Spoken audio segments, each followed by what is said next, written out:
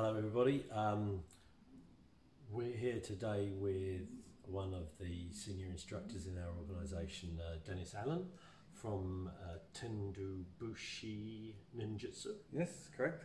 Got that one right. Tell us a little bit how you... let's backtrack. Aikido and Ninjutsu both have a bit of a thing attached to them where there can be almost a little bit of a tongue-in-cheek thing. People, Aikido is often framed in the it's not a practical art and it's dancing and it's cooperative. Yes. and that's for another conversation. But generally speaking, a lot of that does have validity. Yes. And obviously ninjutsu, people went from not knowing anything about it to the 1980s where there was American Ninja 1 through 37. Yes. And it became, and then Ninja Turtles and all that kind of stuff. Yes. And it kind of became a thing of like manga cartoons. And so how did you kind of get involved in a traditional Japanese kind of family style martial art? How did that happen? It's a long question.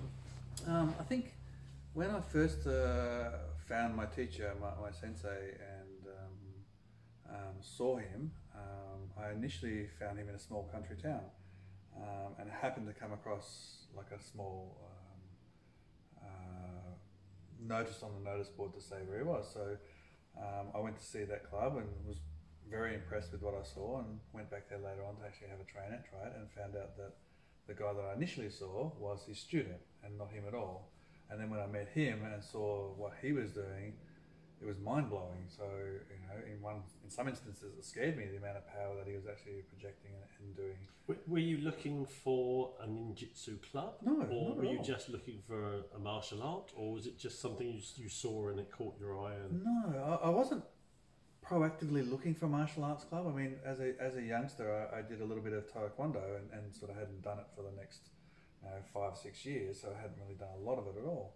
So I wasn't proactively looking, but I sort of came across this notice, and literally it was just a piece of paper that pinned to the notice board with some pen written on it. There's nothing fancy at all, so very plain. Yeah. And for some reason it made me want to go and have a look at it. So it just happened to be on that afternoon. And I walked in there to actually have a look and watch down the hall, and yeah, it was 35 years later. You're still, yeah, still there. So still there. For the people watching, yeah. Just give us a bit of history to the art, okay, and the kind of the genealogy, if you like, because I think there's a lot of misconceptions about it. I think there is too, and I think there's a lot of misconceptions at the highest levels where people argue so much about the lineage of who's done what and who's got what, that it becomes quite muddy at sometimes of who's doing whatever they are now doing. Because, I mean, if you look at the major organisation through Bujinkan, which is essentially where it started, and that came from Hatsumi Sensei, who's the current soke of Bujinkan. That's where it sort of came from, and then there was branches that went off from there into their own. So they'd done some training with him. For whatever reason, they've got into their arguments over politics or whatever, and have left and gone and started up their own organisations. Essentially with ninjutsu, there's what they call the 3 Kans. So you have the Bujinkan system, the Genbukan system, and the Jininkan system. And they're the 3 major ones. I know there's a lot of offshoots all over the place, but they're the 3 major ones that come out of Japan. How do they differ? I mean, obviously without going into... It's very hard to say how they differ, because the Jininkan and the Genbukan were actually students of Hatsumi. So essentially, they are teaching what he taught, but with their spin on it, or how they actually do it. So that's essentially what they've done. Okay. But for whatever reason, through politics, as far as I'm aware, they've broken away through their own way and decided to do it their way. Oh. So just give us a kind of a potted history of your... your kind of lineage and your kind of progression through the art. Sure. Initially, when I first started, we were working through Bujinkan system and running under Hatsumi through his school, which wasn't uncommon in the 80s and the 90s and all that sort of area, which was everyone was sort of heading towards him. He was the fountain of knowledge, if you want to put it that way, through where he was going. So we started there, and then through other instances, my teacher went and trained with another person who had a background with Takamatsu at the time, who was Hatsumi's teacher, so it's a little bit complicated in there. And we sort of broke away from the Bujinkan because there's a number of factors, and I'm not going to go into naming names or saying bad things about anyone else, but there was a number of factors that caused us to break away from that, so we can't be involved with Bujinkan anymore. And so we came under our own banner, which my teacher had through his teacher in Japan, and we were a smaller group of people who were doing almost the same sort of style as what Hatsumi does with the Bujinkan. It's not far different. That's its basics. However, there are some things that we would do which was slightly different to what the Bujinkan would be doing currently as they are. Yeah. But, I mean, things evolve, so... Yeah, they do. They evolve constantly, and you know, I think sometimes the Bujinkan system can hold on to some of the older facts a little bit too hard at times, and they want it to be sometimes so traditional that it's not coming up into the current climate that we're in now. So that makes it very difficult. So again, for the benefit of people that might not know much about what ninjutsu training involves, I mean, a lot of people might think it's kind of the, hiding in trees and pouring poison down strings into people's ears, and but people have only seen movies. That's and there's a lot of people think it's all about throwing shurikens and what does your training actually involve? Okay. I mean, how would you kind of break it down for someone? How would I break it down simply? There's a basis in the schools. So within our structure that we have through Tendo Bushi, I teach 6 different schools, which have their own flavour on how to do the style. So you'll have one that's a circular style, one that has a linear style. That's their main focus on. So you're talking about the biomechanics of the waza? Yes, exactly. Okay. So that's how that works. And then from there, they're all slightly different and have their different flavours. And what we do, all of them will have an unarmed aspect of it, so they'll have their way of blocking, and it's almost the same, but there might be slight differences in the way they'll block as opposed to one of the other schools. So it's a little bit hard to follow at times, but essentially there's a blocking and a punching component, there's a kicking component and throwing component. There's locks that are taking down, and it's not a lot different to what AIKIDO does in a lot of things. As we've seen, some of the things are almost identical, other than the fact that we might call them a different name. But other than that, they're almost identical. I mean, we've been training, this interview is taking place at the end of the first day of our summer camp, and we've got instructors from 7 different martial arts, I believe. Yeah. And it's been astonishing how similar a lot of the things are. They might be having completely different cultural backgrounds, often completely different names. Yes. To the point where they're named almost the opposite, but basically the biomechanics are exactly the same. Yeah. And the only difference will be the kind of the mentality and the framing and the mindset of that art. Yes. We're hoping to post something soon that will show a particular situation, a particular attack, and then the 7 different martial arts are all responding to it. So keep your eye on the channel for that. So you've got striking, kicking. Yes. You've got sweeps and hip throws and things like that. You've obviously got wrist and arm locks. Yes. You've got projection throws and hip throws and things like that. Is there a weapons component? There is a weapons component, and our weapons component is quite large. Rather than focusing on 1 or 2 weapons, there's quite a range of weapons that we use. So we use all sizes of stick work. So we use a small tambo, 1 foot long, a humbo, half bow, 3 foot, a jo, 4 foot, and a rokoshoku bow, which is 6 foot long. Okay. So we'll use all those, and they're all used very differently. That's just the bow component of what we do. And then on top of that, we'll also have some chained weapons. Don't tend to use a lot of chains these days. We tend to use it as a rope system instead, because chains hurt unbelievably. So it's not quite as heavy on the body, taking a rope version of it rather than a chain version. So it's just a training version of it. And then there's also the bladed weapons. There's short swords, long swords, naganatas, those sort of things. So there's quite a range when you look at the weapon components attached to it. And again, I'm just framing stuff for people that only know movie ninja Yeah. stuff. Throwing stuff. I mean, does We do. the shuriken? Do you use shuriken and Yeah, we bolts do, and stuff? yeah. So you do. Okay. Yeah, we do use shuriken, and we do use a variety of different shuriken. You know, they can be a 4-pointed shuriken, 6-pointed, 2-pointed, so a bow shuriken. I think you guys use a longer stick-style bow, a short bow-style shuriken. I think it is that you use. Yeah. So we use that as well. And so do you train? Obviously, the mechanics of the throwing stuff, but do you use some kind of like a dartboard or something? Yeah, we do. So it tends to be like a target board of some sort that you'll actually look at getting. If you realistically will look at it as a weapon, inside 10 meters is your best range. You know, you start going outside of 10, and you're trying to throw across a dojo. It's near impossible to hit the target. It's just too far. For short, yes. Putting that in the relationship to kind of modern life. Yeah. Obviously, it's a traditional aspect of the art that you're continuing. Yes. But I mean, obviously, it's not the kind of thing you're going to. No. Yeah. Someone steals your phone and runs off. You're not going to throw a shuriken at the back of their No. head. You know. So for you, what's your? I mean, is it the biomechanics of learning how to throw? Is it? I mean, why do you continue with that part of the lineage?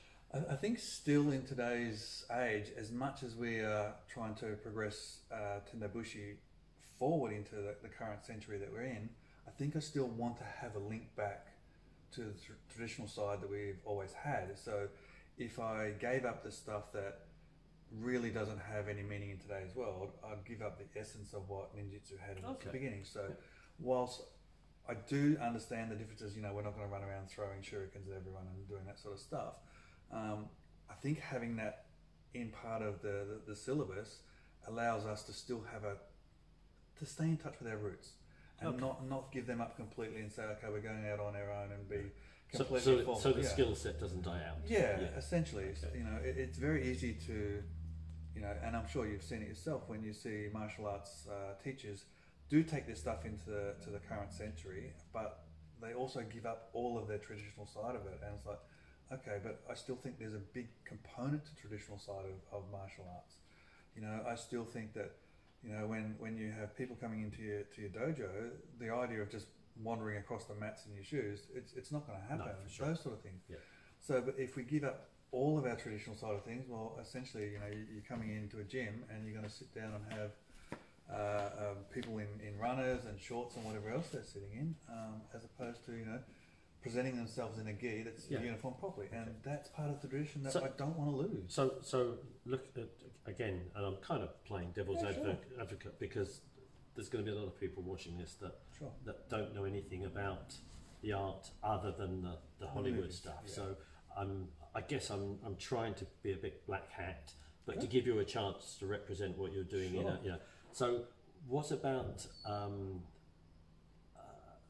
the kind of the medicines and the kind of the chemistry side of it? I mean, obviously, if some of this is a bit sensitive, not at all. And is there pressure point training and stuff like that? There is to a degree, and even some of the medicine side stuff. You know, I've had training in it. I haven't necessarily passed that on to my students as yet, but I've had training in the medicine side of things and how to, you know, take somebody down quickly, efficiently, how to bring them back to life when they're, you know, sort of at that point where they're unconscious for quite some time. So there's a lot of that training that's involved, and it's a bit like, so, you know, I sat down for weeks with my teacher and we went through how to storm a castle, and it's like, I'm never going to use it, but I understand the concept of how you would actually look at a huge structure and how would you chip away and how would you get into that, you know, with using essentially your bare hands. You have nothing else. You have bare hands. You might have a small climbing tool of some sort, and you've got to scale this wall. How would you get up that? So it's not so much about getting into a castle. It's more about the problem-solving process. That's right. Yeah, it is. But the concept of how do you do that in the first place presents itself as such a challenge that you have to figure it out. And that was the concept that he gave to me. We sat down at a time and discussed, you know, warfare and how you would, you know, marshal a whole group of troops, you know, and combat a force that's 3 times your size. How would you actually figure out how to do that? what sort of movement would you have your troops? Where would they be? Real Sun Tzu, Oh, art of war stuff. Yeah, it was really like that. And so, but I've never passed it on to my students because whilst I do understand its traditional side, its relevance in today is almost non-existent. So for sure. No, I guess that. So again, and only what you're comfortable talking with, what other aspects of the art are there that people may not be aware of? Okay. I think one of the things that we find a lot of is the myths that are surrounding ninjutsu. You know, oh, the ninja's going to disappear in the dark. Well, it's not quite true like that. You know, we don't just click our fingers and magically disappear. That's not the way it works. But the concept of disappearing was there in the earlier times to frighten people and make them think that you were this magical being that could attack them at any time of the night or day, and they had no way of doing it. So the way those sort of things occurred were, you know, you'd find somebody that you're going to attack or whatever's going on or that's happening, and you may throw a blinding powder into the sky and they get a bit blinded by it, but then you might backwards roll down into the hill and into the gully, into the grass and disappear. So they go back to their friends. So it's kind of a misdirection thing. So no different to a special forces person would do now, the same kind of And so you disappear that way, and they will go back to their village and say, "Oh my God, he was mystical. He disappeared in a puff of smoke Don't forget and killed 4 of us." To leave me a couple of kilos of the blinding powder before you go, because it's very hard to get in this. It certainly is. You can make your own stuff up. I'll show you how to do it. Okay, right. So, I mean, are there any other aspects that kind of, you know, that... There is. No, can we, I guess I'm trying to dig through the Hollywood myth stuff and find it, because I've seen you train, I've trained with you, and at first glance, it looks like jiu-jitsu or traditional Aikido. Yeah. Yeah. In a lot of ways, it does. You know, we have an esoteric side to us that we do like to keep in-house. I'm not going to go in depth into it. I could be here for hours talking about that. But essentially, it's about knowing yourself. So you're looking at trying to actually not become a mystical being or anything like that, which is not what we're trying to do, but how to get to know yourself so that when you are in a situation where you're suddenly surrounded by 5 people and you don't sit there and zone out or lose control of everything, you actually can bring it back internally and hold your ground and figure out what's going on without going into the blinder stuff, you know. One of the things that I've learnt, which has helped me so much, is the ability to see peripheral at the same time as I'm watching in front of me, and be able to split myself to see what's going on around me. So you can see 2 or 3 people moving on the side as you're teaching and talking, whilst you actually looks very much like you're concentrating 100% in the front. Similar to some of the sword schools do. Yes, So it's that sort of thing. It's more of an awareness than looking in a particular direction. Yeah. And you know, you do those in a lot of ways. It takes some training and some self-work, you know, to actually learn how to sit and allow your eyes to open wider than what they would normally be in that light system.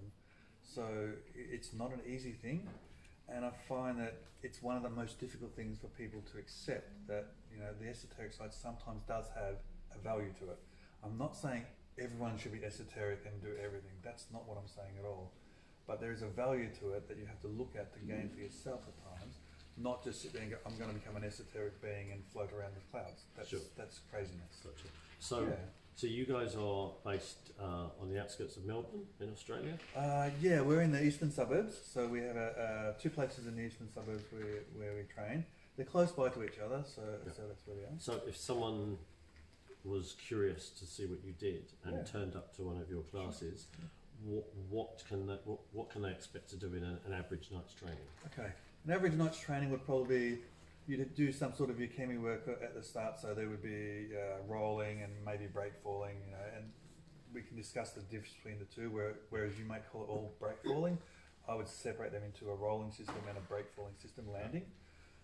So we may do stuff for that, and then you probably go for half to 3/4 of the class in an unarmed aspects, learning how to move. Where depending on the school you're working with will depend how we're doing it, but that will incorporate usually in pairs system. So we'll actually go against 2 people, and those 2 will be following what I've shown in the centre, trying to actually remember how to do that and get it to work. Now after that we may break into some weapon work at the end, just to say, okay, we're going to do the last half an hour, 40 minutes, whatever it is, on weapons, so you can get used to that as well, and try to incorporate some of the work that we were doing earlier in the unarmed section into that weapon work. So it is complex, and it's not something that is easy. But at the same time, you know, when you watch people do some of this stuff, and you know, you're watching a young lad or a young girl, you know, all of 40 odd kilos, 50 kilos, and the next thing you know, they've picked up this guy who's 90, 100 kilos and flipped him over onto his back, and you're watching the look on these guys' faces. It's absolutely rewarding. That's like, well, that's what I just wanted to teach you. You now know you can do that. You know? So yeah. What I'm getting from this is that it's a traditional Budo, much like Jiu-Jitsu or Daitoru, Yes. or probably even more so than Aikido, because you could argue that there's a longer lineage back, because Aikido grew out of something which grew out of something else, and so and that you're basically you're representing a particular facet of Budo, and it's no different from no different to you guys. I think we can get hung up on the idea of, you know, we're being 400 years old, 500 years old, whatever it is. In the end, it's what we're doing now today, and even with Hatsumi, what he's doing is not what was done 600 years ago. It's very, very different. I mean, as far as I understand, and I'm sure you'll correct me, but the original kind of ninja thing, it was basically they were basically mercenaries. Basically. They were kind of guns for hire, not necessarily assassins, but they did the dirty work for Japanese samurai or hierarchy that didn't want to basically do the dirty work themselves. Correct. Yeah. In case someone found out and there was the loss of so basically just the same as any mercenary would be now. Essentially, yes. Yeah, essentially. I mean, there's a lot of other aspects to it, so you couldn't say they're only mercenaries, at the same time, you know, they were family orientated who, when it came down to defending their family area, they could defend their area when they needed to, you know, and you know, there was a lot of wars going on in you know, early feudal Japan, you know, in the 14th, 15th, 16th century. It was hugely warring, you know, everyone was dying not from disease.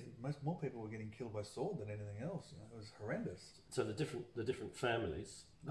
Some you mentioned the different schools that you're teaching from now, which I guess are almost like disciplines within the art. Yes.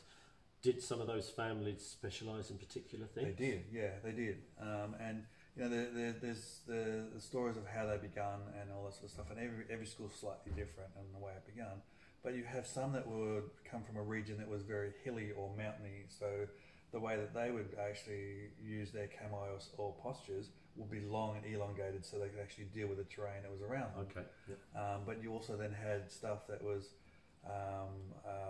very linear and very strong and powerful that you would actually use on a battlefield, but it's nice and flat, so you could actually do it there.